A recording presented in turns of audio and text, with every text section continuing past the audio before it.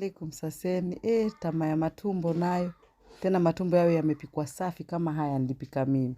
Nilinunua matumbo yameoshwa vizuri, mimi nilikuwa ni kidogo tu, tena napenda hata tauli.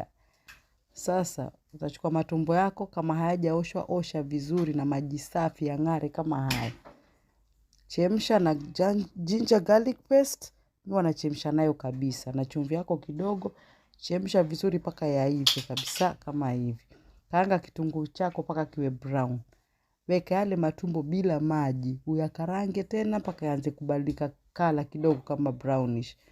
Weka spices zako, curry powder, black pepper, chumvi, spices ambazo wapenda mwenyewe. Alafu sasa ukisha karanga tia tomato, grated tomatoes na tomato paste. Karanga, chumvi kama haikutosha utaongeza, yangu ilikuwa haitoshi. Mpaka ile tomato uone imeiva. Tomato ikiiva, weka green peppers. Zile uko nazo, weza kuweka red nini, alafu weka maji. Maji kidogo tu usijaze bahari. Alafu unaweza kuweka spices zingine kama wapenda, hapo ndieka cube. Alafu utaweka green peppers mwisho. Alafu ikiiva vizuri, weka na garnish na dania. Alafu basi, na sima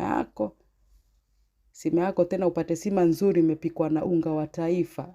Basi, tafurahi jamani.